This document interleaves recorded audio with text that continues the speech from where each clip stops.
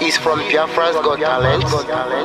We are letting Biafrans know the reason why we should remember those who gave their lives for us, those who died that we may live. You died to end my suffering. You died fighting for my freedom. Your blood is the seed of redemption. You are my inspiration. The deed no longer them, military shots at them. 67 to 70, we remember them. 2016, 38 May, memory still lives in our mind till today. Wonder why they refuse to publicize the genocide. The world media turn blind eyes to our plight. It's time to arise, land of the rising sun. Let's rise one more time, let's rise. Yo, we will never forget our fallen heroes, those who gave their life for us. Onitsha massacre, Ipocha massacre, Aba massacre. We remember you. Alright. Tell them I tortured me, oh. Remember when me tell you say I tortured me, oh. Yeah, I remember that one that called us a Bruce Mero. But the way you go like a papa nuku. Oh, them they were bonito. Me tell you what I look pandi, what pandi samiro. Me tell you what I day. For we just all on the rest of man, I tell you what I am. Me never give up. Me tell them heroes, I want to promise you something today. We must fight together, no retreat and no surrender. We must hold them down till the end of time. The most important thing is that we will restore Biafra. May your soul rest in peace. And I look up to the sky with tears in my eye. For other Biafrans and for freedom had to die. We will never forget you as the days go by. You are always in my heart, we'll never be apart. They fought for our freedom, they died for our freedom. They fought the Nigerian soldiers in the war front, without food, without guns, for our freedom, for our life, for our own good, for our children.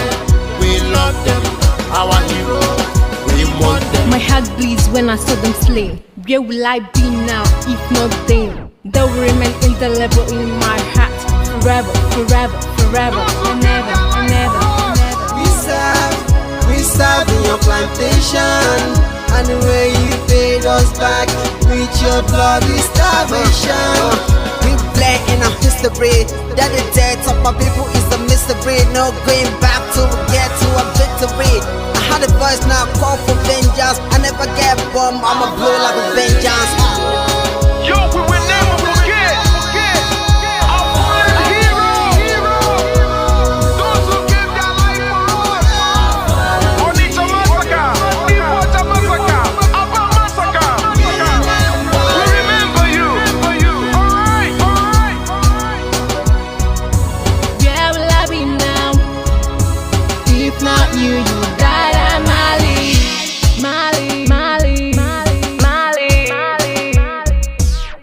They were starved to death because of our freedom, and they paid the debt for our freedom. Flag high for those that died in the genocide, fighting for you and I. There is pain in the heart, we bleeding inside, tears in the eyes, so I'm falling here. This is for my fallen heroes. Keep them on my patient people. It's like I'm looking at myself in the mirror. Cause to be a cast, I need to be a nurse. If we did not retire, They paid the ultimate price. They died for the freedom of unborn child.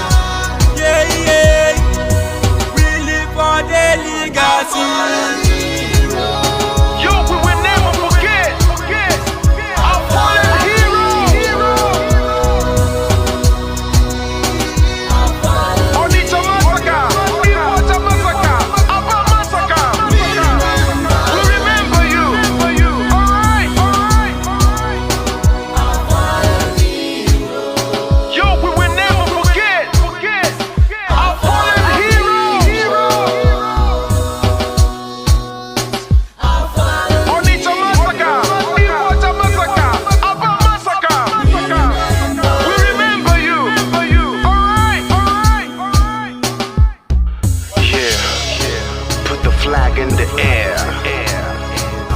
never be afraid. March on, cause we are more than conquerors. Yeah, you know what it is. We must revenge, and we must stand to represent who we are.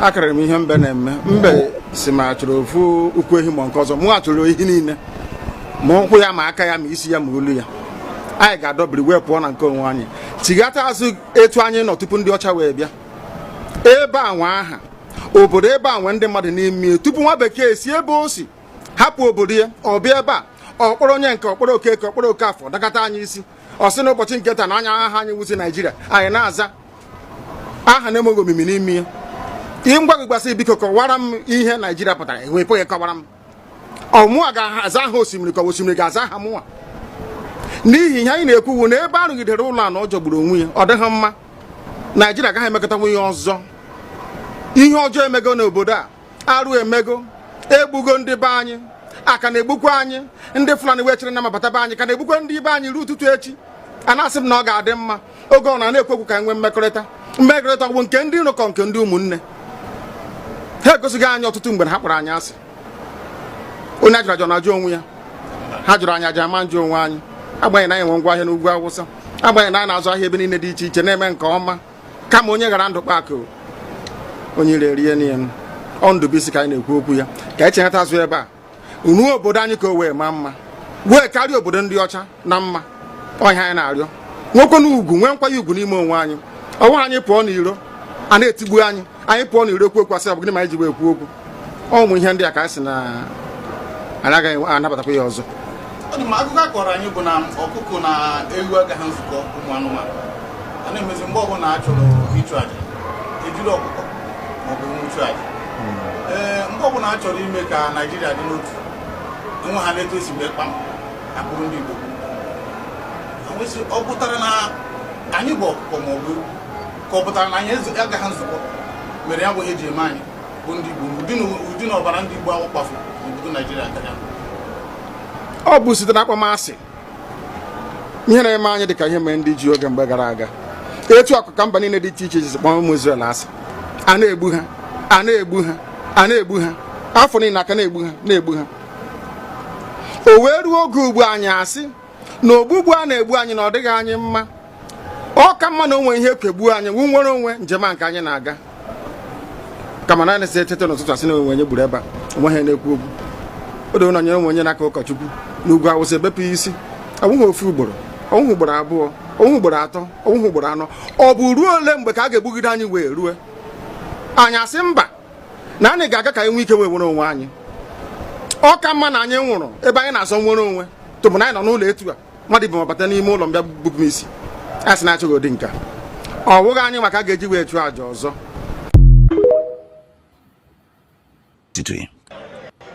onye si na ya ga-ata anyị ahụhụ ma ọ bụ na anyị fe arụsị anyị wee na-efe arụsị iwe were iwe gị na ọmụma gị wee bịa leta anyị ụmụ anyị wee na-anwụsị ụfọdụ nọ n'ụzọ ije ha anaghị alọta ụlọ ọzọ nne na nna wee na-ata ahụhụ wee na-ata ikikere eze nwaanyị konye ka ọ gaa ubi gaa rụọ ọrụ Fulani chiri ehi bata ebe ala gị n'iyi okwu ebepụ ya isi anyị bụ ka anyị kpọpụ onye nwe anyị n'ugwu Awụsa ahụ ejide anyị wee gbuo ihe ọ bụ anyị mara aka n'ime ha si maka ha aga n'ihu elekwa ọdụ ụgbọ mmiri n'igwe ọcha bụ ememiri ọya nke dị na Kalaba otu aka ahụ anyị na-ala nsọ ebe Biafra bụ ndị kọstọm sokwenye anyị n'etiti anyị anọghị n'ime mmiri kama kọstọm juru ebe niile ha wee na-ata anyị ahụhụ anyị kwuo sịpụta anyị ka kpọchie anyị kwuo sịpụta anyị ka gbagbuo anyị onye nwe anyị na Chineke na nke bi n'igwe ọ bụ ụzọ dị anya ka isi na-ebu ndị iro anyị n'anya wee karịa ndị nke gị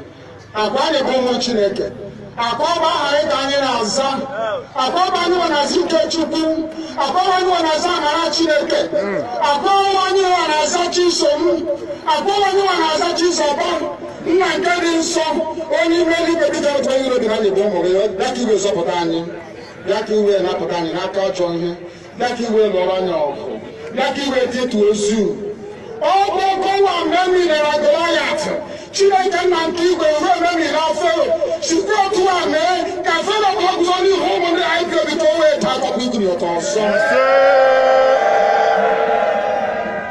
ị ga na-edu anyị n'ụzọ niile nke ezi omume ka ọ bụla adịghị na anyị na-aga ndagwurugwu onyinye ọnwụ ka ọ bụ nwa bụ ekele n'igwe n'ụwa onye ọbụla kere gị n'oge malite n'oge ọgwụgwụ kama anyị nwe anyị gwa amakpa ahụ ofu ụbọchị anyị ga-anwụ n'ezie kama ma akpọ na okwu gị na-anọgide ego mgbe ebighị ebi ọ bụ ya mere anyị ji were gị n'anya isi anyị wee na-asị nna nke dị nsọ bịa ka iwe gosi anyị Biafra na ndụ na-abụghị n'ọnwụ bịa ka iwe na-ekebe gị na amara gị wee kpuchiri anyị ka uwe bịa ka iwe zọpụta ndị nke gị bịa ka iwe mee ka Biafra wee bịa ka anyị na-ewetụta na nsọpụrụ na ịja mma site n'aha gị onye bụ Chukwu nke abịa ma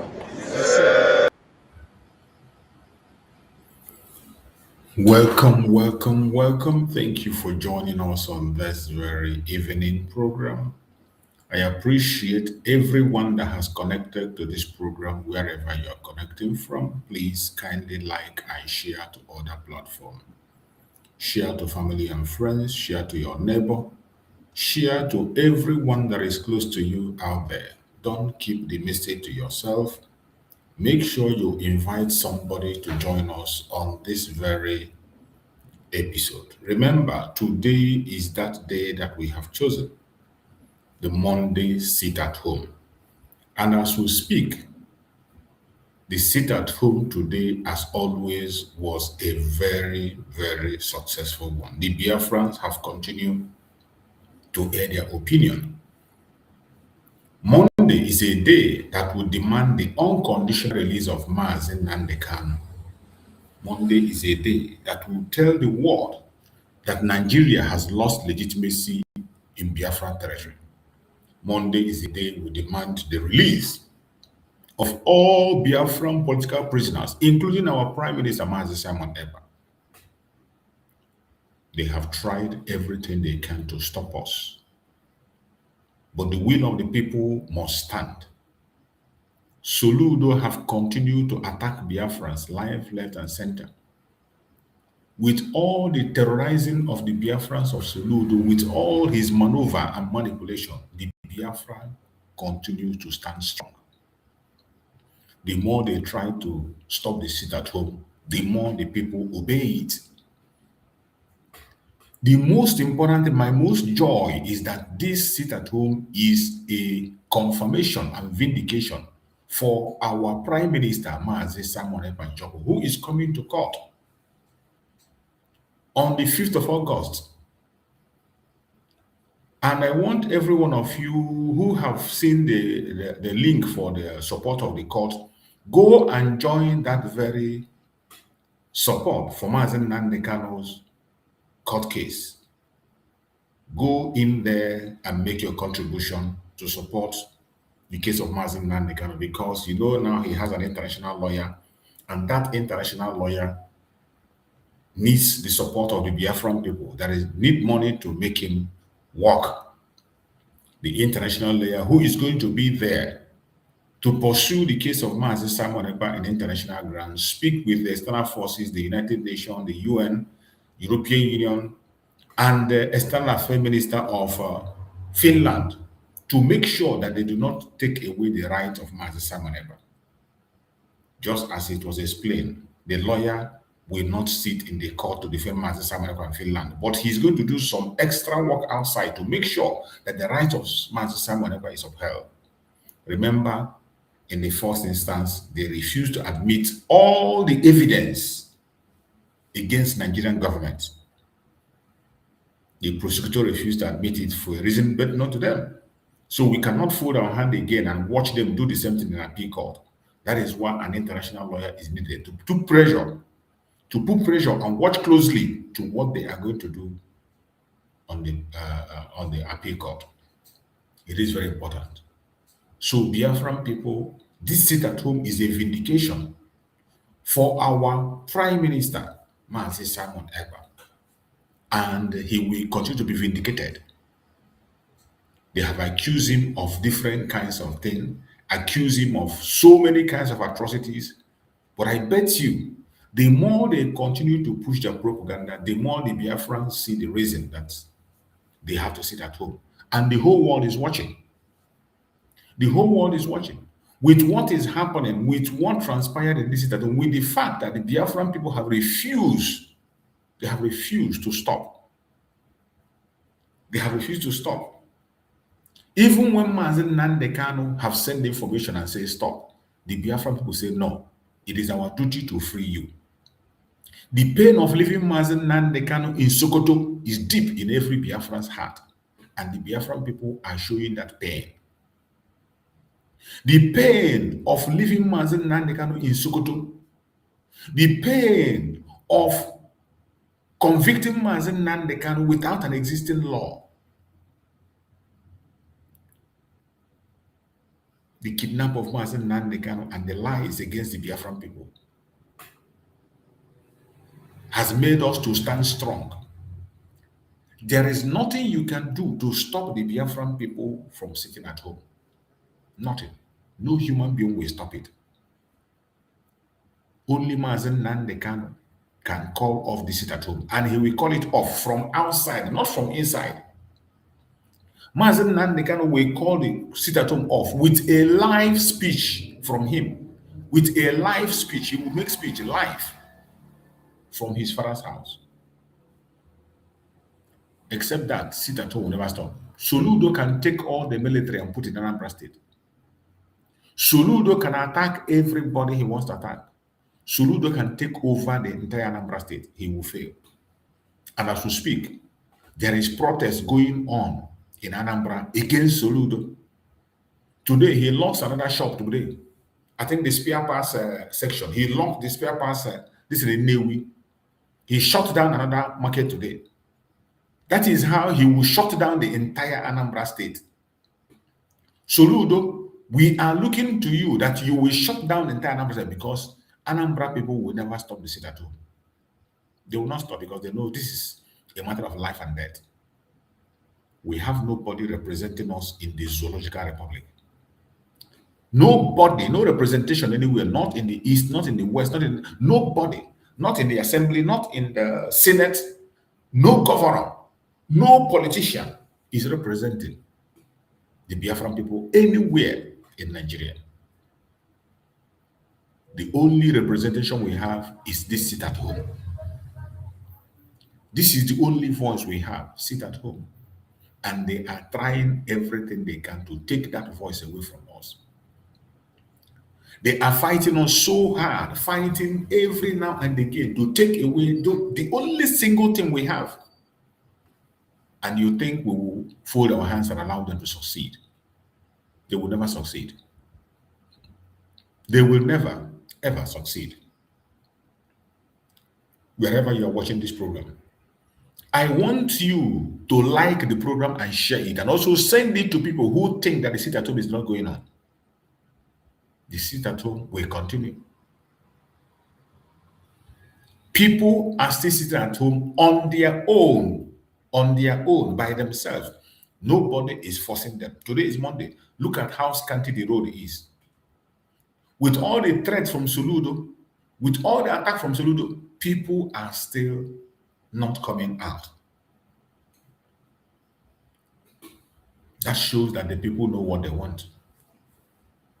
That confirms that Mazi Simon Ekpa is innocent of all the accusations. This confirms that all we are saying, that the will of the people will stand, is right. What you are watching is Anambra State. Anambra State will continue to sit at home. The entire Biafra will continue to sit at home. If they like, let them bring all their military, put them on the road, continue to attack Biafrans as they are doing. They will never succeed. The people knows what they want, and they will continue to follow what they want.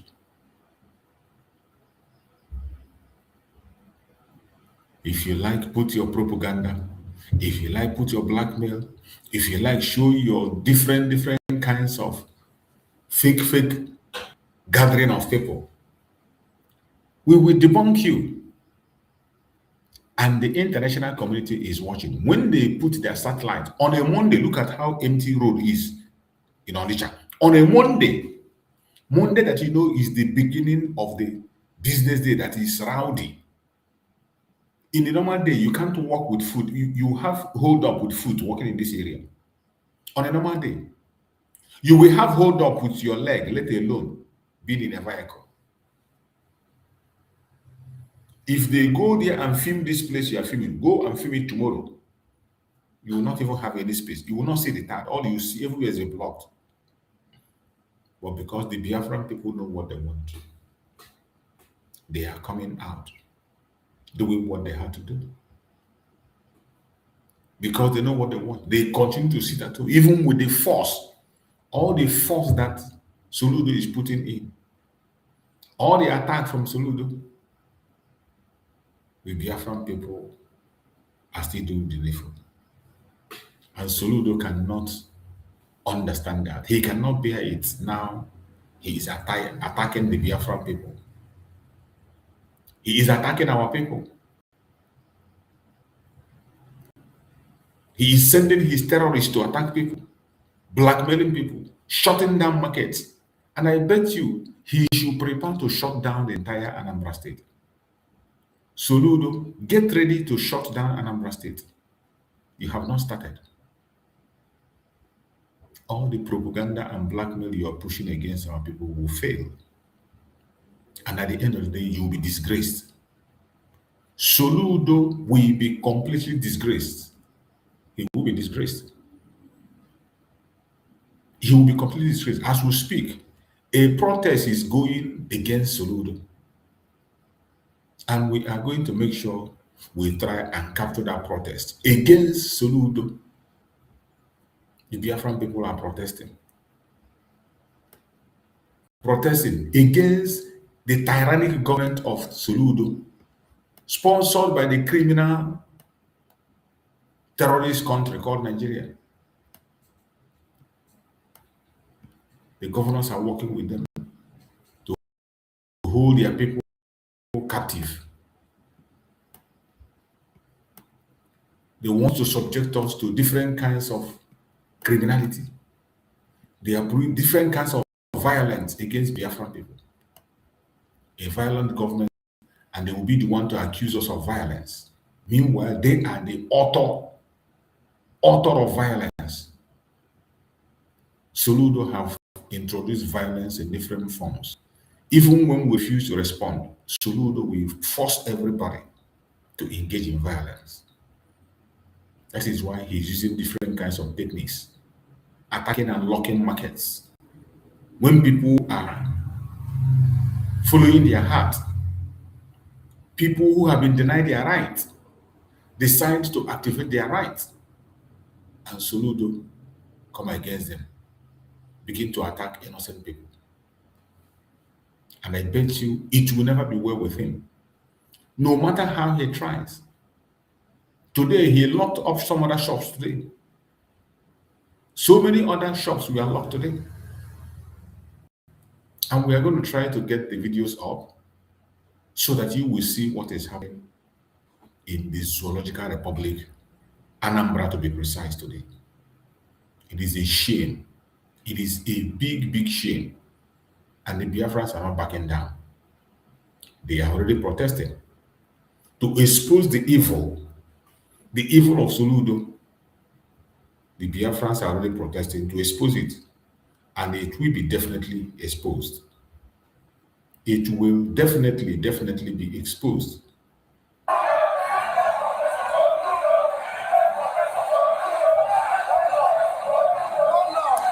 That is a protest against Soludo.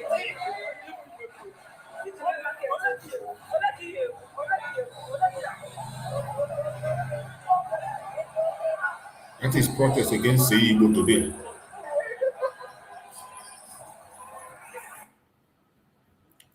That is a protest against Seibo.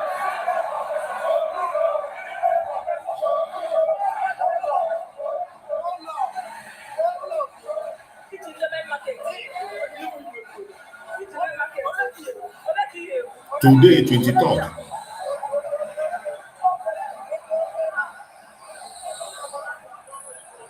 Let him be prepared.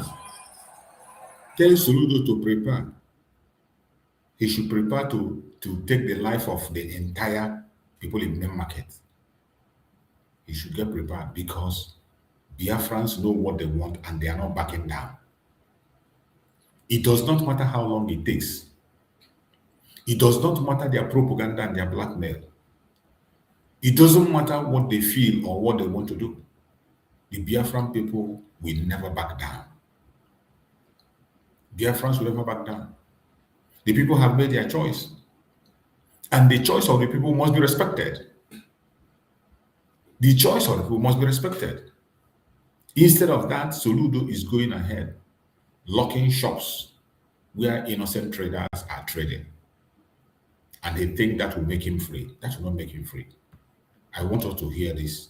This one is also happening today. Threatening people, forcing them against their will.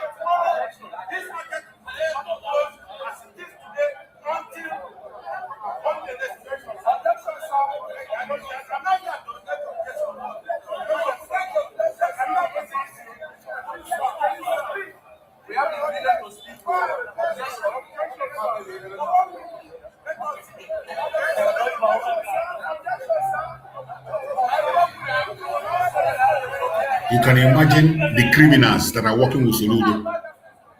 You can imagine the criminals shutting down the market. They are shutting down Nnewi spare parts market. This is what Soludo is doing, attacking the businesses of Biafrans. These are people that are showing solidarity to their leader. Everything they are doing is in solidarity with our supreme leader, Mazen Nandekan, demanding his unconditional release. Instead of addressing that issue, what Soludo is doing is to unleash mayhem on the people, to cause suffering on the people. And you think he's going to get free. Soludo will never go scot-free. The Biafran people will definitely give it to him the way he wants it. That thing he's looking for, that very thing he is looking for, Soludo is going to get it. And I bet you Biafran people are going to give it to him in a trailer load so that he can understand it very well. They will give it to him in a trailer load. This is a man who doesn't care about humanity. A man who doesn't care about the complaint of his people. With all the complaint the people are laying, with all that the people are saying every day, free our leader Mazen Nandekan, Soludo is not concerned. Soludo doesn't care. What he cares about is how to attack the Biafran people, how to demonize us, how to give us bad name. That is what concerns Soludo.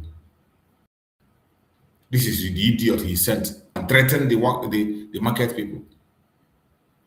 He has shut it down. Has shut it, and that is the update that is coming from this criminal. The Anambra State government has ordered the closure of Nnewi Auto Spare Parts Market. Ordered the closure of Nnewi Auto Spare Parts Market for 1 week, following traders' failure to comply with Chukwuma Soludo directive to stop every Monday sit at home in Anambra State. Uba was in company with the State Commissioner for Information, Dr. Law, Moto, and Special Advisor, Mefo, and Special Advisor to the Governor on Security, AVM, Ben Chobi, Letire, and Chairman Newi local government area. This is how Oslo is doing, going around threatening people and forcing people against their will to open their shops, attacking the businesses of the Biafran people. And he think by that threat, he will succeed. You are only making things worse. You're only making things worse. No matter what you do, no matter what you say, you will never succeed. You will never succeed. This is a country where the terrorists are already taking charge of the northern part of Nigeria. They are not doing anything about it. Christian genocide is still going on. They are not doing anything about it. They are waiting to transport. All they are fighting for is how to transport that insecurity to Biafra land. That is what Soludo is working towards. Make sure you destabilize Biafra land. Make sure you create chaos. That is the assignment that is given to this idiot called Seibo. That is what Seibo is doing. And he will never go scot-free. The gods of the land must surely end. The gods of the land must surely hold him responsible in a country where terrorists are in charge. As we speak, there is still abduction going on. As we speak, many states, Kaduna State is still under attack. Plateau, there's another massacre in Plateau as we speak. Another massacre. But nobody cares about that. Even the government doesn't care about it. What they care about is continue to attack the Biafran people. Force them out of their home against their will to come and participate in your idiotic project that they are not part of. And we will never be silent. We will never allow them to succeed. Let them continue to try. Let them continue to try. We will never allow them to succeed. It is so sad. It is so sad what we are seeing in this time and in this generation. My fellow Biafrans, we have to go further. I want to show you what is happening. The latest attack that is happening, the Christian genocide have intensified, even with the President of the United States. Even with the presence of the United States, the attack is not stopping. Another round of terrorism. The attack is not stopping. Somebody would have thought that for the fact that the United States is on the ground, that they are going to relax, they will stop attacking. But I bet you, instead of stopping, they have increased the attack. But nobody cares. Nobody cares. The government doesn't care. What the government cares about is sponsoring insecurity in Biafra land through Soludo. Through Soludo, that is what they care about. I want us to listen to this latest attack in Plateau State. Another round of terrorism. And we want the security to have it on record that our lives are not to be killed by so-called Fulani, whom as far as we are concerned, based on their modus operandi on the plateau and what happened here, these are terrorists. These are terrorists, and it must be admitted that Fulani that are killing us are terrorists. Yes. And of course, we are aware, and their frame of report, they do any cattle rustling, and poisoning Shanu, and menene. Now, justifying these killings. Justifying these killings. Sir, you are the eye of the government here. Allah, we will not take it. Yes. If Fulani are not designated as terrorists, if Fulani are not stopped from grazing on our land, let it know that nobody should come and arrest anybody. Yes.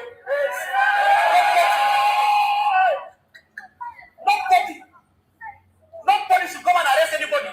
The terrorists are there, they are killing people, they come with their cows, graze on farmland, poison their cows, and allege that we are the one killing their people by laying ambushes and shoot them, blame on us, and come with this terror attack on us. We have been pushed to the wall, we've been saying, I may not speak again, and nobody should suffer me for anything.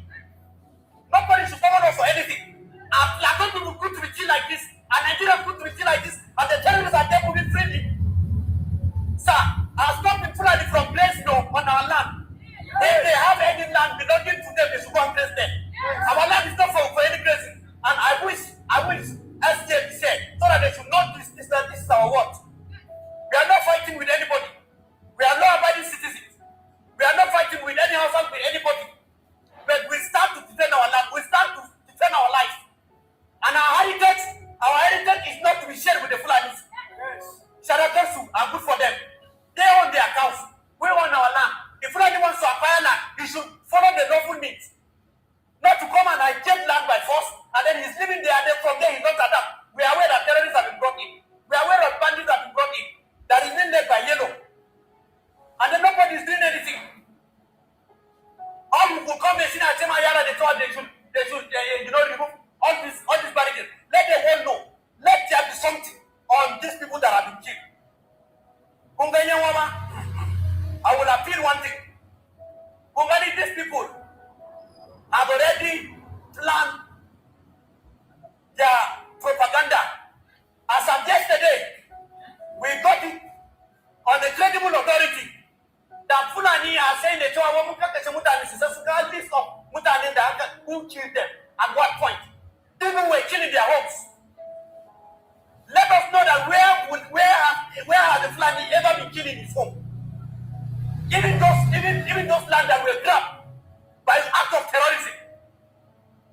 So, sir, we are appealing. Let us do one thing. Do that they have said, we've been burying empty coffin. Can we do something? While we dig the grave, let these people be taken to General Hospital here and certified by the doctor, maybe within an hour, while the graves are being done. So that we will have them back and bury them. So that police will have on their report. We are saying this is because God will do something. That the people that perpetrated this act will be arrested. And should there be any arrest, there will be evidence to prove that these are the perpetrators of this act.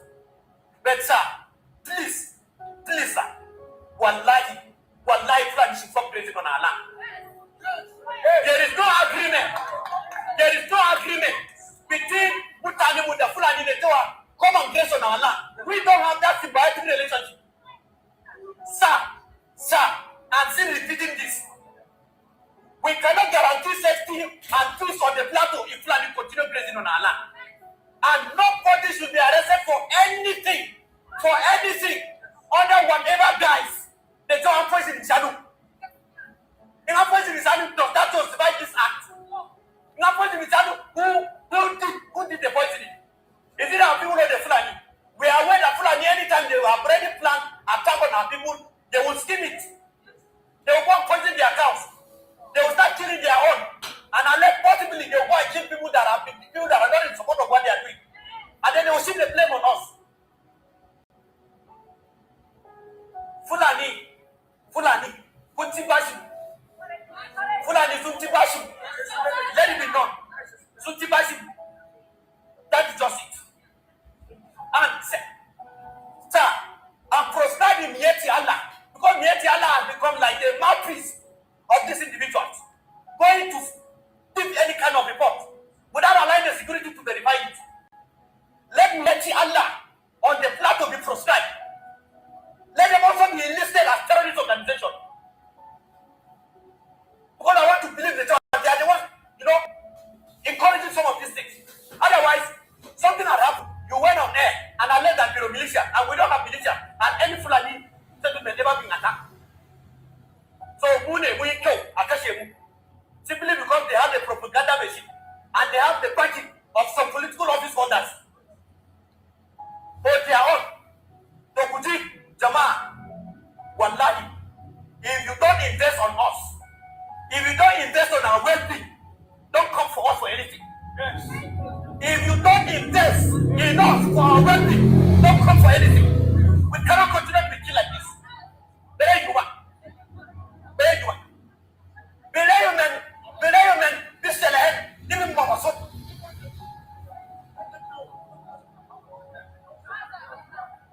The last killing was in the bush. Where it was alleged that Fulani were ambushed. And it's in their environment. and nobody has ever gone to their environment. You cannot even move freely in broad daylight, not to even talk about in the night. But we have been killed in our homes. We deserve absolute government protection. And where it fails, and the people rise up, nobody should blame them. You have heard it. This is what is happening in the Zoological Republic. But they will focus their attention on Biafran people. Why they are taking the life of the Christians in the north, Soludo is helping them to do the job in Biafra land. Why the Christian persecution and genocide is going on in the north, Soludo is trying everything he can to activate that same genocide in Biafra land.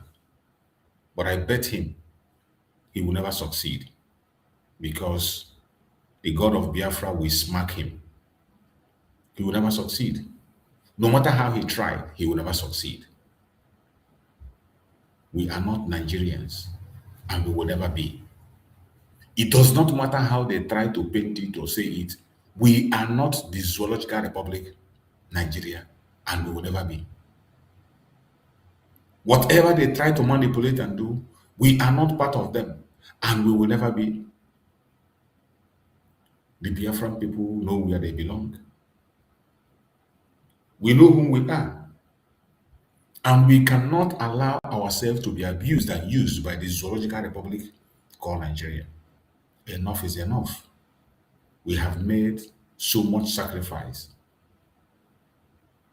We have sacrificed so much in that Zoological Republic, and we cannot continue to sacrifice. They have used us on so many occasions to settle their madness. Whenever they have issues, they use us to settle their issues. And we say enough is enough. We cannot continue on that wicked path. We cannot continue to allow them to use us to create their one Nigeria. We can never, ever allow them to continue on that evil trajectory. Not anymore. We, the Biafran people, we know what we want. We know whom we are. We don't need anybody to come and interpret to us whom we are. We don't need anybody to come and tell us what we are supposed to do. We don't need anybody to come and tell us who we are not. The time has come, and we are ready. No matter the evil they push against us, no matter the evil they project against us, we, the Biafran people, every one of us must stand strong. Stand your ground and stand strong. Don't allow anything to move you. No matter how they try to take you away from the road, no matter how they try to manipulate their evil against you, do not allow their manipulations to work. So, my beloved brothers and sisters, we are going to go to their conventional media to check up on what they have in their media, their lies that we can debunk, because there is no truth in them. These are a bunch of liars. Let us listen to what this clown is saying. Good morning, Adufemi. Good morning, Dr. Rubin. Good morning, Ayo. Good morning. Everybody. Congrats on top. What can I say? I don't deserve congratulations. Is that fair? Because I say Ayo. Oh, okay. No problem. No problem. We see Chelsea next week. Okay. We'll take it. It's fine. Don't mind him. Don't mind him. We'll be celebrating together at the end of the season. Moving on. That was decent. But Tottenham was already toast. That's a half-baked team. Why is it teams are only half-baked when Arsenal win? You never know. Anyway, morning to you. Let me tell you what's happening around the world. An armed man has been shot and killed after entering the secure perimeter of Trump's Mar-a-Lago residence in Florida. Now, sources have identified the suspect as 21-year-old Austin T. Martin, who was allegedly carrying a shotgun and a fuel can when he was spotted near the north gate of Mar-a-Lago. Now, officials are investigating if Martin purchased the weapon while driving from his home state of North Carolina, where his family actually reported him missing on Saturday. Now, Trump was not in Florida at the time of the incident. But we are staying with the United States. Now, the US Supreme Court has ruled that most of Trump's sweeping global tariffs were unlawful, saying that he overstepped his authority under emergency trade powers. Now, it's a decision that could pave the way for companies and possibly governments to seek refunds on billions of dollars in duties that have already been paid. So Trump's tariff policies had imposed a baseline 10% duty on all imports, and in many cases higher rates for specific partners and countries. So under that regime, that included countries like Nigeria, for example, that got hit with around 14 to 15% tariffs. And then on Canada, it was 35%. China was among the hardest hit with 47%, and there was up to 50% on Brazil. Now, these were all tariffs on their exports into the United States. Now, other economies from the European Union to China and India, they also face elevated levies that significantly raise the cost of trade. So with the Supreme Court's decision now in place, governments and importers in many of those countries are preparing legal moves to claim refunds, while global markets assess the broader economic and diplomatic fallout of that huge decision. Again, we're staying with the United States because it has been a tough few days for Trump, as Greenland's government has firmly rejected this offer from US President to send a US hospital ship to the Arctic territory. Now, Trump announced on his social media platform, Truth, that he was working with Louisiana Governor Jeff Landry to dispatch a great hospital boat to Greenland to treat people he said were sick and not being taken care of. But Greenland's Prime Minister, in response, his name is Jens Frederick Nielsen, he's literally said, no thank you, saying that the autonomous Danish territory already has a publicly funded healthcare system that provides free care for its citizens. And if specialist care is ever required, people often travel to neighboring Denmark for treatment. Now, tensions between the United States and Denmark over Trump's repeated interest in Greenland continue to escalate. Now, we wrap things up in Brazil. Now, Rio de Janeiro's annual Carnival Parade competition did wrap up last week, but well, we did see a school there called Samba School of Viradouro. They took the top prize for its tribute to its late drum director. But this year's celebrations were also marked by political controversy. So Samba School, it's called Acadêmicos de Niterói, staged a performance honoring Brazilian President Lula da Silva. And it traced his history from childhood poverty as a shoeshine boy to clearly elevating all the way to the presidency. Now, the president attended the parade at the South after publicly endorsing the tribute. However, the performance did face backlash from opposition figures who argued that showcasing a sitting president amounted to early campaigning, and that is ahead of October's elections, where Lula is seeking a fourth term. Now, several legal challenges were filed in an attempt to block the parade, but Brazil's courts rejected most of those requests. Now, the show also featured a depiction of former far-right President Jair Bolsonaro. There he is depicted as a clown behind bars, further intensifying the political tensions therein. Now, despite the high-profile tribute to Lula da Silva, Acadêmicos de Niterói did finish in last place in the competition and was then relegated to the second-tier division. So it will be participating in a lower-level competition come 2027. So I guess the question is, if a carnival float can spark legal challenges, what does that say about the intensity of Brazil's political climate ahead of its elections this year? Well, we'll find out when our anchors give their comments. But let's take a look at our newspaper headlines from across the world. As ever, we begin with the front page of This Day. And This Day does lead with reports that the APC, the All Progressives Congress, has strengthened its political dominance in the Federal Capital Territory ahead of the 2027 general elections after winning 5 out of 6 area council chairmanship seats. And that's while President Bola Ahmed Tinubu described the peaceful conduct of the polls as a boost to Nigeria's democratic institutions. Let's take a look at the New Telegraph this morning. Thank you. So the New Telegraph does report that the National Assembly says that the 2026 Electoral Act will improve Nigeria's elections through key reforms, including mandatory electronic transmissions of results, a dedicated funding structure for INEC, BVAS voter accreditation, digital party membership, registers, and stricter penalties to strengthen transparency ahead of the 2027 general elections. The Daily Independent is what we've got up next. And the Daily Independent does report that Nigeria has won a $6.2 million arbitration case against a European, they're a UK firm and they're called European Dynamics UK Limited. And that was after a tribunal dismissed that UK business's claim over a national e-procurement project. It's a huge relief for Nigeria and the Nigerian government as the court affirmed Nigeria's contractual position. So it will not be paying that $6.2 million. Let's move on to the leadership this morning. And the leadership does report that Nigeria's capital market has contributed to GDP. Its contribution to GDP has risen to 33%, and that's up from 13% after market capitalization grew and has been growing since April of 2024. Let's take a look at the Daily Trust this morning. The Daily Trust reports that Nigeria's economic growth is at risk, and that is as many ministries received little or no capital budget funding in 2025, and that is despite large allocations, with experts warning that poor cash releases for infrastructure and development projects could weaken public services and expose serious flaws in budget implementation.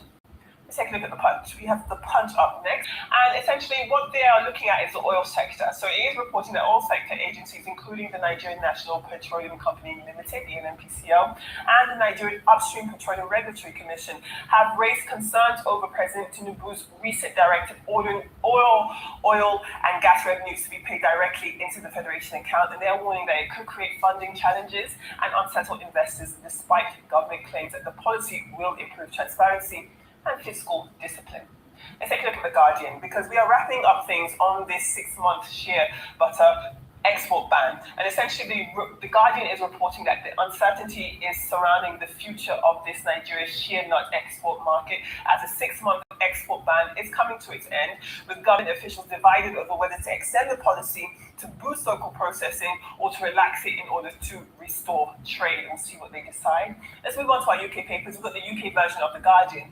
And the UK Guardian is reporting that one of the... Is it tax on the people? Take the slash you can see in the heart. And despite the sinners, and it's also named as one of our Rising News' Women of Impact this year. So those are newspaper headlines, and your brief of your thoughts. Congratulations. And congratulations to a certain man called Neil Kittal. Neil Kittal worked in the Obama administration. And congratulations to the consortium of small businesses that told Neil Kittal to go to court. Shame on the big businesses. Shame. Because the big businesses felt the best way was to kowtow to Trump. Where is Bezos? Where is his Amazon? Isn't it a big shame on them? That despite the fact that the effect of the tariff was affecting their business, he didn't go to court. What did he do? He rather went to give Melania Trump $75 million to kowtow to Trump.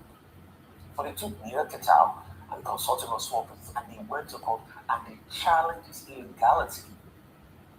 But Trump being Trump, what has he done now?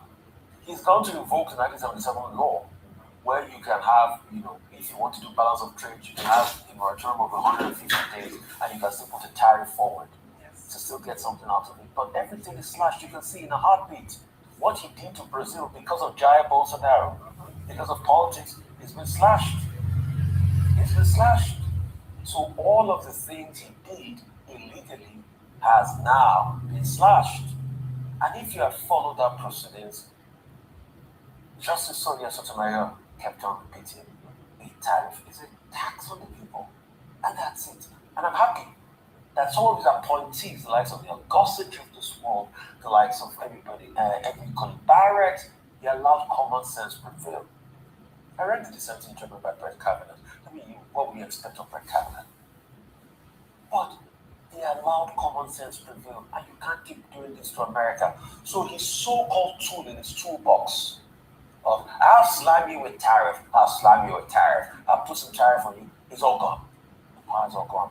And thanks to the resolve of people to challenge the status quo.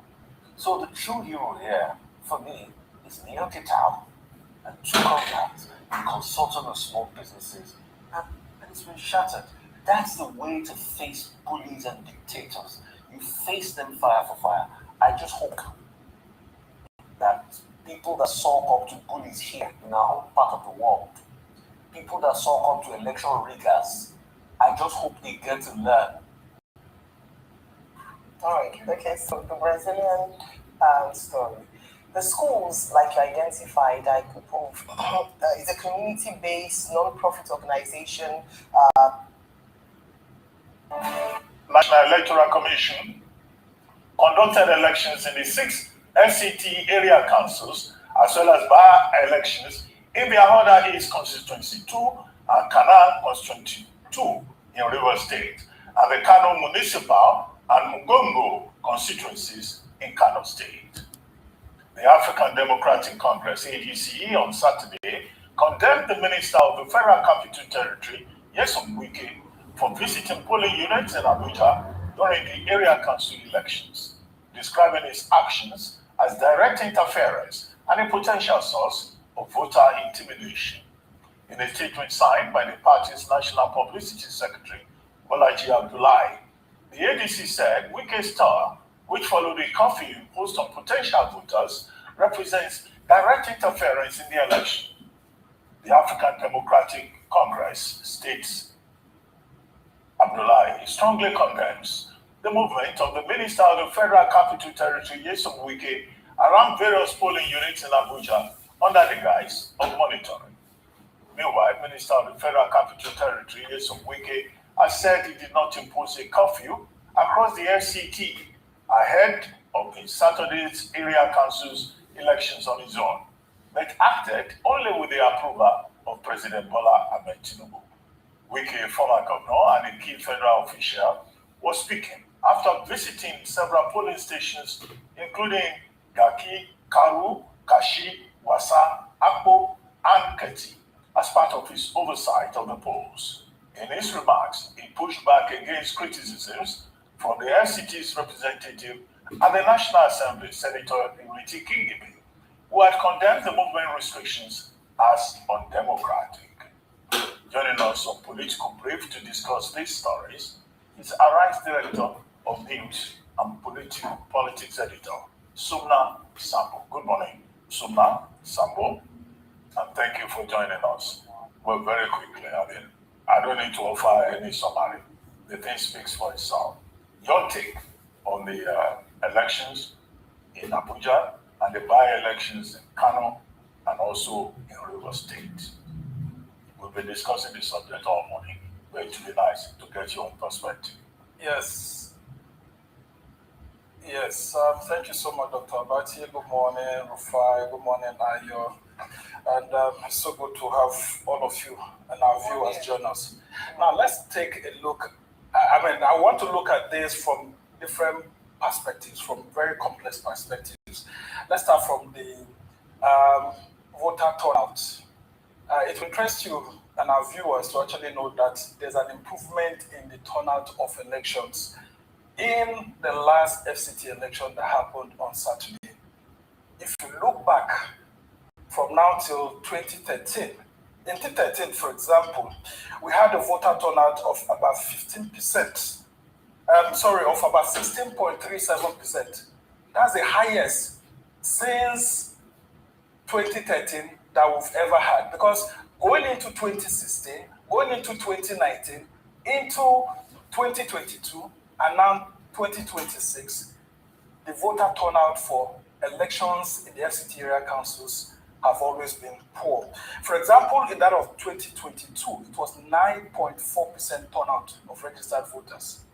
And this time around, it's about 15% turnout. So this is a remarkable improvement in 2026 compared to the voters that turned out in the 2022 election.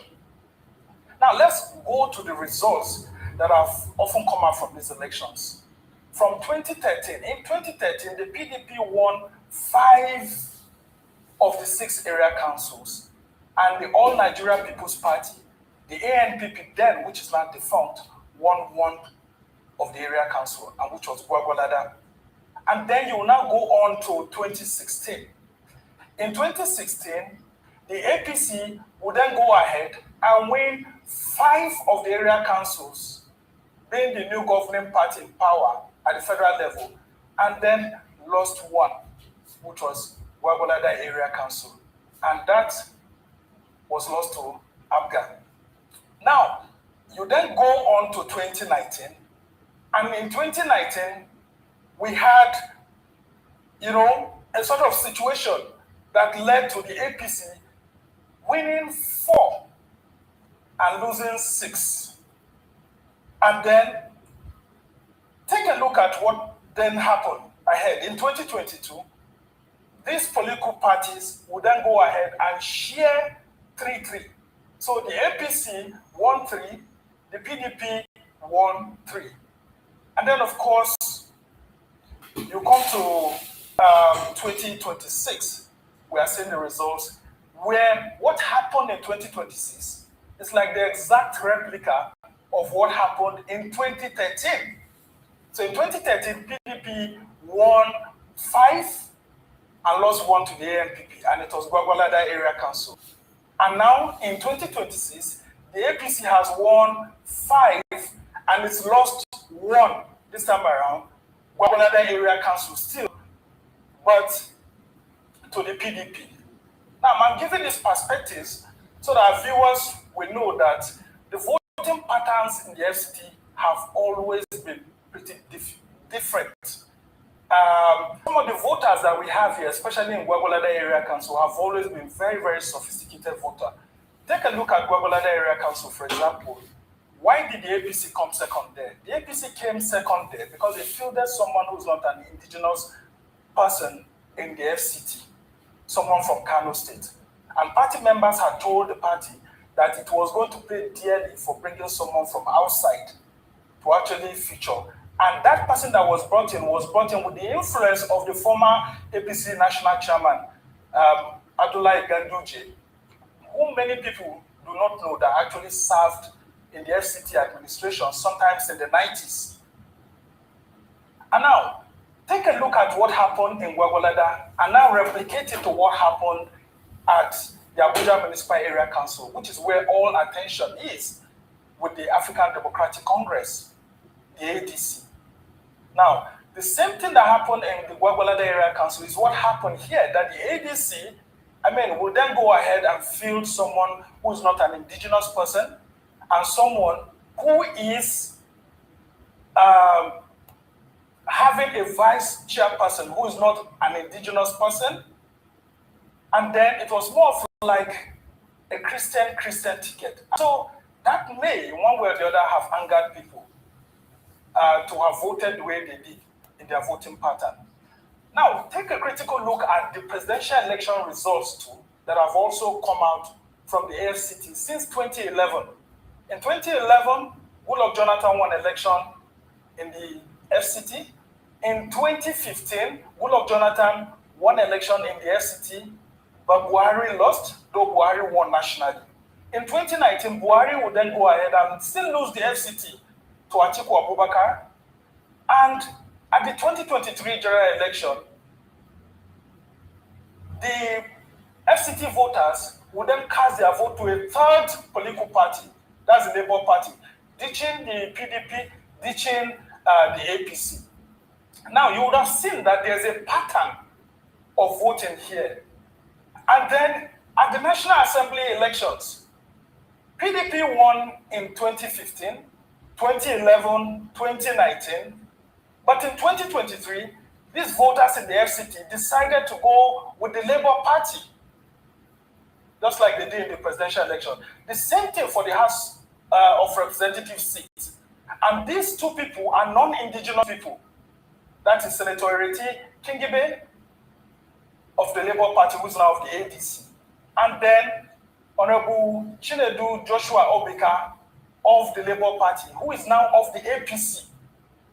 Now, let's turn our attention to why the ADC would have lost the election in the Abuja Municipal Area Council. The Abuja Municipal Area Council is the administrative headquarters of the FCT and Nigeria, because that's where the seat of the presidency is.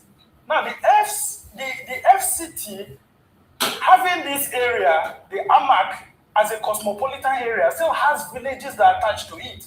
Now, the ADC did not go to many of these villages to campaign. There are about 49 villages apart from the city center and districts that we have. And because the ADC was still coming up, the ADC actually lacked a whole lot of structures. Some of the areas that they went to campaign were mostly elite or semi-urban areas. So within the city center, and then semi-urban areas like Nyanya, like Karu, like some other areas around. And so the voters may not have been properly carried, in place by the ADC. And then you see that the ADC itself has not completed putting the structures around the Federal Capital Territory. Ask yourself, how many councillorship candidates did the ADC have in the 6 area councils? We have 858 communities in the FCT. We have 62 wards, political wards, which fielded councillorship candidates. How many of those councillorship candidates were the ADC? So the attention of the ADC was more on the Abuja Municipal Area Council. And the issue here is that this Abuja Municipal Area Council has always been dominated by the PDP and the APC. And then you will see that the person who won the election, Christopher Zaka Mekalangu, is actually a player, if I'm to use football terms, a player who was loaned by the PDP to the APC. Just last year, April, was when he defected from the People's Democratic Party Progressive Congress. And then he will go ahead, face a primary, and won. But what happened to the ADC candidate, Paul Moses? He actually did not stand election at the primary level. It was more of a consensus, because it was more of like the obedient unit of the ADC came together with the support of Peter Obi, and the ticket was handed. So there were already some rivalries within the ADC that a contest was not allowed, and he emerged. And some people kept saying that he wasn't a popular candidate that should have been given the ADC ticket. And so if you juxtapose all of this together, you will see that even the APC's candidate that the APC is celebrating that won the election is actually a PDP candidate, because the PDP had always dominated the politics of FCT, and then of recent, there's always been a fight between both parties. So I want to also put this in proper perspective. I know that we have had issues with the elections, but no majority of the people that came out to vote were rural voters, and the voter statistics in this has always been like this. I want to point out that you didn't factor in your analysis. I don't think it's a fair thing to compare the 2022 area council elections with the 2026 area council elections, and I'll tell you why. Sometimes at February 12th, when the 2022 area council elections were done, Nigeria was still under COVID protocols. COVID protocols were just lifted in April 2022. That's one. Secondly, that was done under the last electoral law, the one that we used from 2019, because it was just on the 25th of February that President Buhari signed the electoral law that at least recognized that we could have a BVAS and a transmission regime. And we all know how enthusiasm jacked up after the signing of that electoral law. And because a lot of people thought it was a game changer until they were disappointed on election day. Thirdly, 2026, and you can dial back some now. 2026 is the area council election that had the biggest media coverage leading up to the elections. I'm not sure any area council election have had this level of media coverage and the big wigs campaigning like this, like the 2026 election. And that's why I'm still arguing that that number is paltry for the level of media that went into it. If with all of these factors I've given, we could only get a 15% turnout, it's an indictment comparing it to the last election cycle in 2022. Because this one had media, this one had awareness. The electoral laws were signed in place. We all know that it was the first litmus test. And apart from all the dynamics you cited, all the parameters failed. INEC didn't come up to the party. That was mass rigging. I mean, look at the result sheets we saw in circulation. Look at what happened in bullying. Look at the case of the curfew. Look at all the background management to be able to act against any formidable opposition in this election. I mean, this is appalling. And these are just some of my submissions as regards this. This is appalling. And yes, I'm citing the election result of the close to 30% of the general elections. That was what I was citing. But this is appalling. All right, Rufai. You can respond. All right, Rufai. Let me attend to some of the issues you've raised. Yeah, let me attend to some of the issues you've raised here. You talked about the awareness that has been created. Well, it's because of the awareness that was created. That's why you even had this large turnout within the Abuja Municipal Area Council, which is the most cosmopolitan aspect of the Federal Capital Territory. Look at the difference between Christopher Zaka Mekalongu, who is of the APC, who won, and Moses Paul of the ADC, who came second. The result is 40,000 plus for the APC and 12,000 plus for the ADC. Now, what's the difference? About 28,000 votes. Now, look at the results in 2022. In 2022, this same Christopher Zaka Mekalongu had about 19,000 votes, and the person who came second of the APC then in this same Abuja Municipal Area Council had about 13,000 votes. His name is Murtala Karshi. He had about 13,000 votes. So 19 minus 13, that was about 6,000 votes difference. Now you would have seen, if we are to be pretty objective here, that the turnout in this election is much more than the turnout in the 2022 election. Yes, you mentioned the issues of COVID, but I mean, that was several years after COVID, right? Look at the issues that have come up here. The reason why there was a low interest before is because some of the presidential candidates or the government in power then did not really take Abuja as a place where they could really, show their strength. Because then President Muhammadu Buhari, during a visit by an FCT delegation during one of the Eid al-Kabir festivities, had called FCT a necessary evil because of their political voting pattern. But you will see that if we are to be fair to the statistics and figures that we have on ground, the voter turnout this time around is much higher. And then go back to 2013, you would have seen that the voting pattern in FCT has always been that when it comes to area council elections, it's much more left to locals, to the indigenous people, and all of that. So there's usually not so much national attention.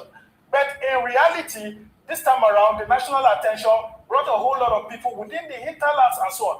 Were some results defective? Yes, of course you had, like the one in Yangoji that you're talking about. And that's why we are asking for some of the issues that were affected to be resolved. And then go to Kuje, for example, as I tried to summarize, we had the results of the Kuje Area Council coming in late. And we asked why, because even the APC had complained that the results were not coming in on time. We had problems in some area, only for the APC to eventually end up winning the election. So these are some of the voting patterns that you always have, and it's just a pure reflection of what happened in 2013, where PDP won 5-1, and in 2026 we're having APC winning 5-1. Well, thank you so much for your analysis this morning with us. So now we look forward to seeing you again next week, Monday.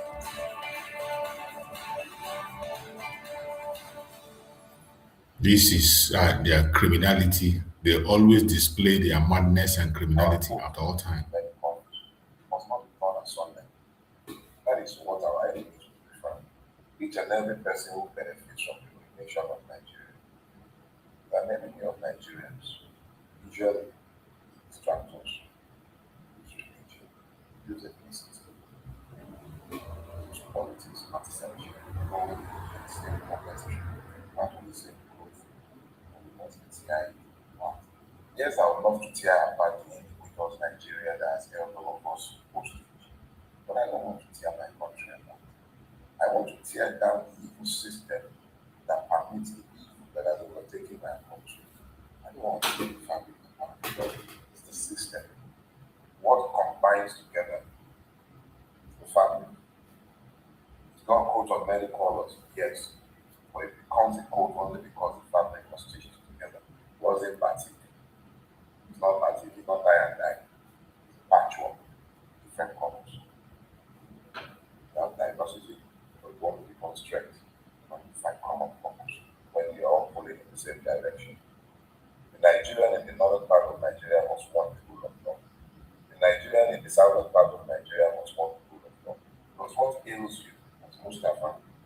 Hills, Amechi. The same thing is disturbing Olamide, not is afflicted by the same. The future of both Nigeria that is accountable to all, both my persons and institutions and states. We are more than them. We are by far more than them. Good morning in new Nigeria is what we should be saying to ourselves.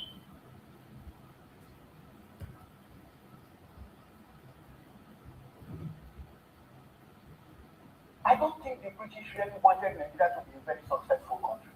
We were dreaming very big, but the structures with which we were dreaming were already in trouble. Things started falling apart when Nigerian government began that process of eliminating other Nigerians from the process of governance, ensuring that what belongs to particular groups of people were denied them. The active destruction of the advantages certain people possess just in order to exercise power without having any practical goals in mind began. It began too early, which is to say, by 1960, the idea of smashing the opposition, of ensuring that people do not overdream, had started in Nigeria. I mean, I always start by saying what went wrong began when Nigerians started sharing the loot of independence, and it was agreed by the ruling coalition that some regions would have to be excluded and some regions must take over as many jobs as possible, and then all the developmental directions were simply seen by the DD party. Once you did that, and Nigeria became an environment in which the struggle for sharing was more important than the production of value.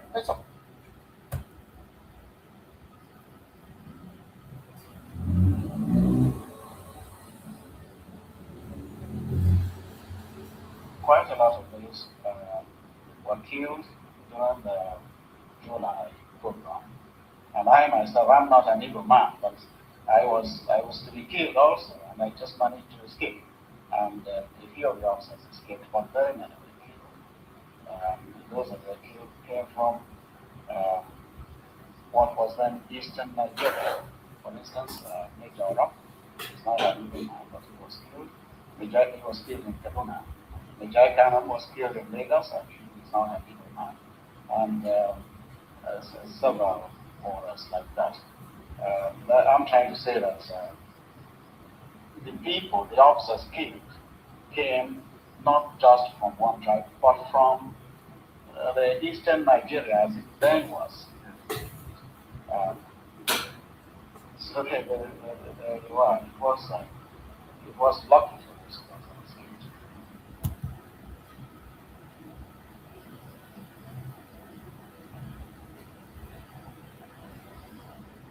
You hesitate about using the term, but actually the Biafran problem was nothing except being genocidal.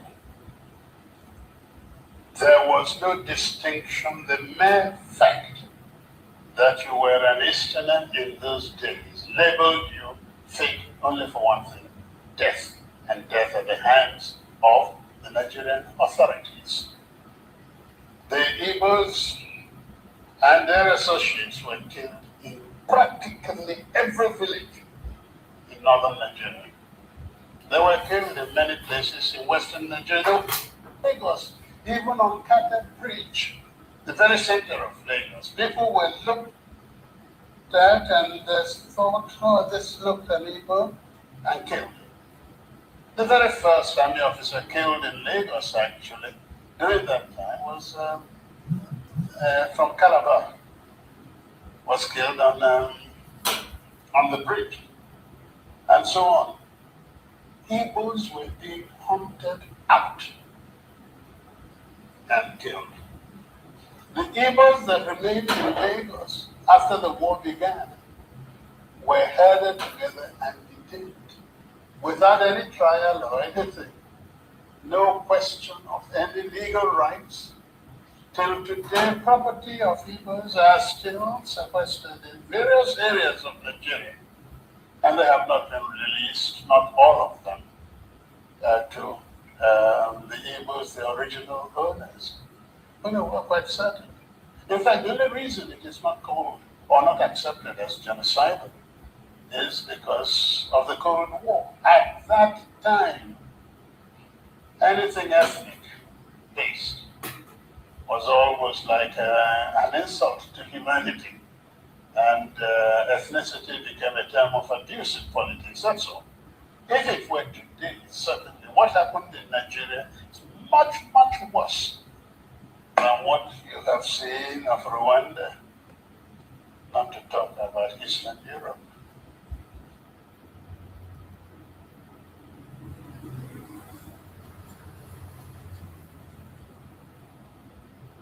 What's that? We're not fighting. We know what we're doing. There is nothing anybody can do about it. Absolutely nothing. Nothing. I need them to understand this. We've crossed the Rubicon, the point of no return. There is nothing anybody can do. If I'm alive, if I'm dead, if I'm wherever I'm living. Yes, if I'm dead in the room, better, it will become far more quicker. I show you. If you have a starting for your prosecution, you're fighting along, you're bound to lose it. So Biafra is the first. We will become the 16th member country record. If Nigeria doesn't release those properties, then we'll take them to court and we'll take them back. Even for the value. The Jews had investments all over the world. Most of the priceless artifacts and paintings belong to many families in Germany. It was stolen by the Nazi Party. Do you know that? Eventually they got everything back. With compensation on top of it. That's what we're going to do. If we got our investment, we'll come back to it. And we know we can get it from it. So there is nothing anyone to worry about. If you are not stopping you from being an Nigerian, if you are born on the streets of Lagos, you're going to be a Persian and your name is Adam. Oh, well, I'm good. There's no problem.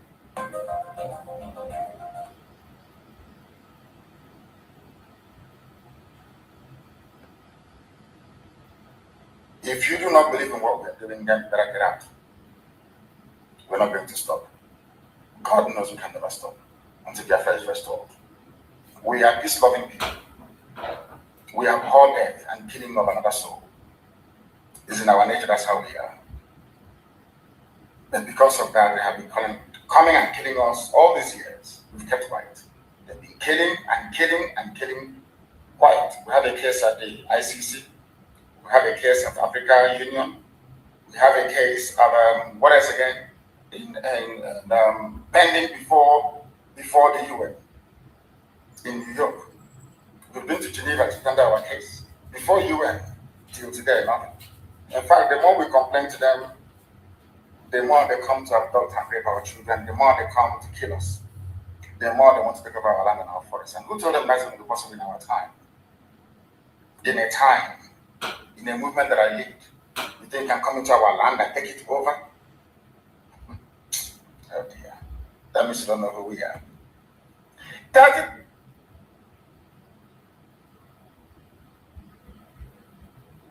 Most of you who claim you own businesses everywhere in Nigeria, for that reason, you want everybody to die. Nobody is above death. Death is going to visit everybody. Just have to pray that you live and make impact in this life. The impact that matters now, as far as Nigeria is concerned, is not the impact to make people millionaires. It is impact to make people to be alive. It is impact to make people to feel secure. It is impact to make people feel they are free. That's the biggest impact can be. People will become millionaires when they are alive. Of what use is it? You make somebody millionaire today and tomorrow he dies by constant. Of what use will it be to the society? You pick up somebody and send him abroad and he come back to Nigeria and police kill him. It's happening every day. All right. I don't.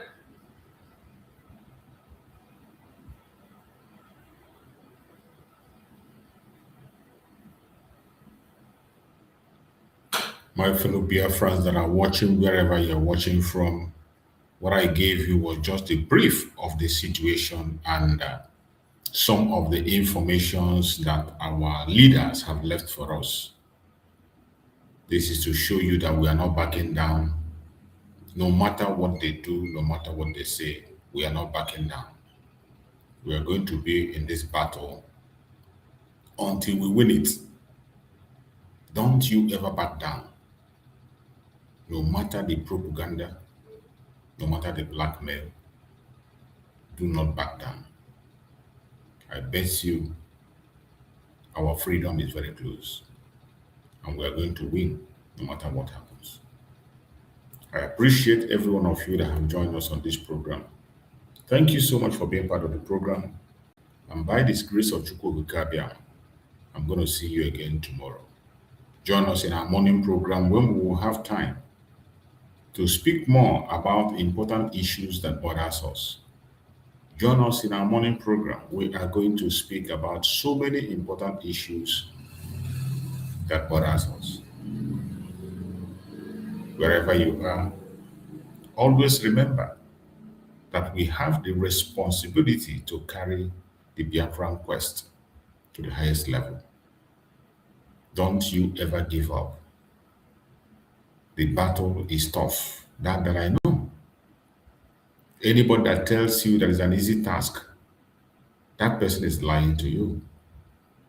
It is not an easy task, but by the grace of Chukwuka, we shall overcome in this battle.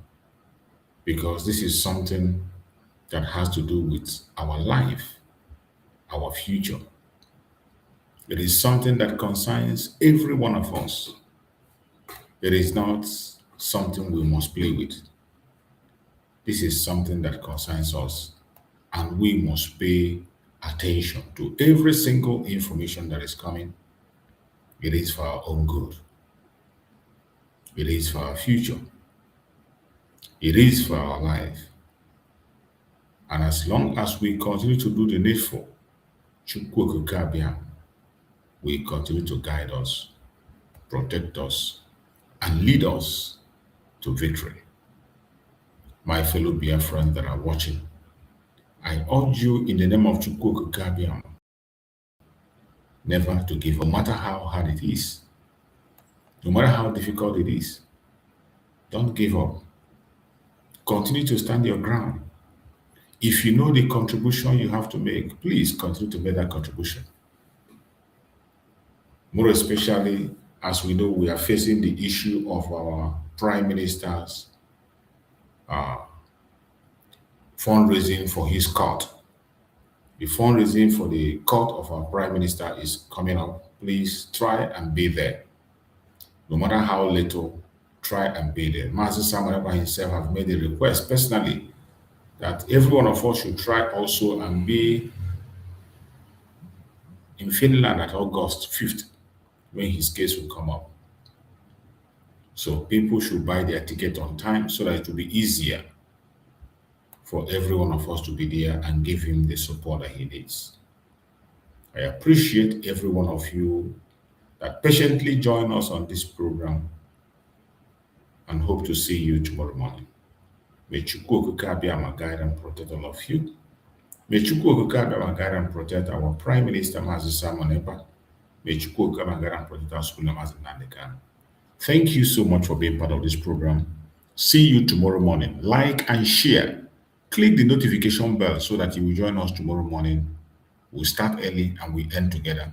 Don't miss anyone. Tomorrow is going to be a blockbuster. So many things will be revealed. Join us tomorrow morning and you will be glad you did. Good night, everybody, and stay blessed.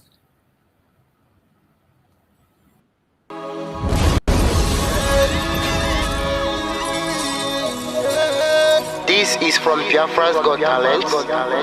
We are letting Biafrans know the reason why we should remember those who gave their lives for us, those who died, that we may live. You died to end my suffering. You died fighting for my freedom. Your blood is the seed of redemption. no wrong for them. Military shots at them. 67 to 70, we remember them. 2016, 38 May, memory still lives in our mind till today. Wonder why they refuse to publicize the genocide. The world media turn blind eyes to our plight. It's time to arise, land of the rising sun. Let's rise one more time, let's rise.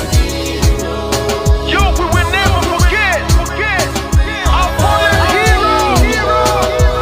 Those who gave their life for us.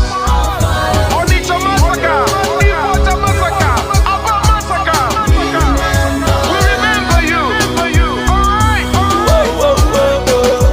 Tell them I tortured me, oh. Remember when me tell you say I tortured me, oh. Yeah, I remember that one that called us a Bruce Mero. But the way you go like a papa nuku. Oh, them they will go hero. Me tell you what I look pandi, what pandi samiro. Me tell you what I day. For me the fall and the rest of man I tell you what I day. Me know that you come to tell them heroes, I want to promise you something today. We must fight together, no retreat and no surrender. We must hold them down till the end of time. The most important thing is that we will restore Biafra. May your soul rest in peace. I look up to the sky with tears in my eyes. For other Biafrans and for freedom had to die. We will never forget you as the days go by. You are always in my heart. We'll never be apart. They fought for our freedom. They died for our freedom. They fought the Nigerian soldiers in the war front. Without food, without guns. For our freedom, for our life, for our own good, for our children. We love them, our heroes. We want them. My heart bleeds when I saw them slain. Where will I be now if not then? They will remain indelible in my heart. Forever, forever, forever, and ever, and ever, and ever. We serve in your plantation, and the way you paid us back with your bloody starvation. We play in our history that the death of my people is a mystery. No going back to get to a victory. I had a voice now call for vengeance. I never get bombed, I'ma blow like a vengeance. Yo, we will never forget our fallen heroes. Those who gave their life for us. Onitsha massacre, Iwata massacre, Aba massacre. We remember you. Alright. Where will I be now? If not you, you died at Mali.